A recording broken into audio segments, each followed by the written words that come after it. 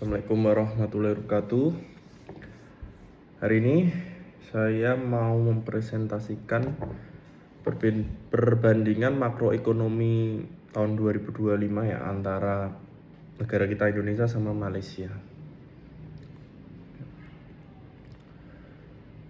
Tujuan dari analisis ini untuk membandingkan 10 indikator makroekonomi antara Indonesia dan Malaysia guna melihat bagaimana kondisi stabilitas ekonomi serta kesejahteraan di kedua negara tersebut ya. Pertama, pertumbuhan ekonomi Indonesia naik 5,11% dan Malaysia naiknya kurang lebih 5 sampai 5,2%. Di sini berarti kedua negara mengalami pertumbuhan yang cukup baik, namun Indonesia sedikit lebih unggul.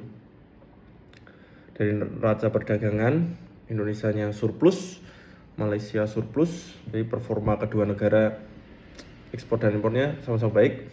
Kemudian cadangan devisa, Indonesia tinggi, Malaysia tinggi. Kapasitas ketahanan eksternal relatif seimbang ya. Ini sumbernya BPS Indonesia, IMF World Economic Outlook 2020 sama Kementerian Keuangan RI. Selanjutnya, inflasi. Dari sisi inflasi, Indonesia berada di kisaran 2 sampai 2,7%, sedangkan Malaysia sekitar 1,4%. Ini menunjukkan bahwa Malaysia memiliki inflasi yang lebih rendah sehingga daya beli masyarakatnya relatif lebih stabil.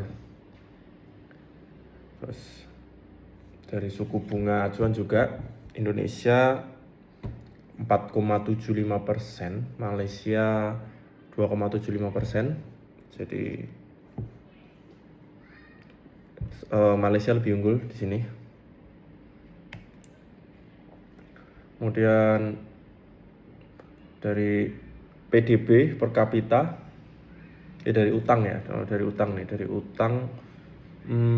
terhadap PDB Indonesia berkisar 38 sampai 41%. Terus Malaysia 60%. Kemudian nilai kursnya rupiah berada sekitar 16.000. Itu tahun lalu ya. Kalau tahun sekarang kan udah 17 ribuan ya. Kemudian kalau ringgit Malaysia 4,2 ringgit per USD.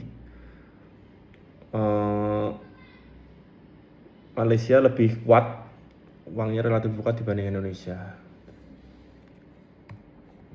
Kualitas hidup. Ini tingkat pengangguran di Indonesia 4,7%, Malaysia 2,9%. Malaysia menyediakan daya serap tenaga yang kerja lebih baik. Kemudian tingkat kemiskinan Indonesia kurang lebih 9%, Malaysia kurang lebih 5%. Malaysia lebih efektif dalam menekan angka kemiskinan yang ekstrim. Terus nih PDB per kapita, Indonesia sekitar 5.000 sedangkan Malaysia 16.000 ya. Ini menunjukkan bahwa tingkat pendapatan rata-rata masyarakat Malaysia jauh lebih tinggi. Nah ini ada 10 indikatornya. Pertumbuhan ekonomi Indonesia 5,11, Malaysia 5 sampai 5,2. Indonesia lebih unggul, sedikit lebih unggul. Inflasinya ini Malaysia lebih bisa menekan, pengangguran juga Malaysia lebih baik. Terus kurs terhadap USD secara kurs juga Malaysia lebih stabil. Suku bunganya Malaysia lebih ekspensif. Terus PDB per kapita Malaysia jauh lebih tinggi. Kemudian secara neraca perdagangan sama-sama surplus, seimbang. Cadangan devisa sama-sama tinggi, seimbang, keduanya baik. Tingkat kemiskinan Malaysia lebih baik, lebih bisa menekan angka tingkat kemiskinan ya. Terus utang terhadap PDB ini Indonesia lebih sehat. Kesimpulan, Indonesia unggul dalam stabilitas ekonomi, didukung oleh ruang fiskal utang yang sangat sehat, pertumbuhan yang konsisten, dan kebijakan suku bunga yang terjaga. Kalau Malaysia unggul dalam kesejahteraan masyarakatnya, didukung oleh PDB per kapita yang sangat tinggi, rasio kemiskinan dan pengangguran yang rendah, serta tingkat inflasi minimal yang menjaga daya beli di masyarakat. Demikian dari saya. Wassalamualaikum warahmatullahi wabarakatuh.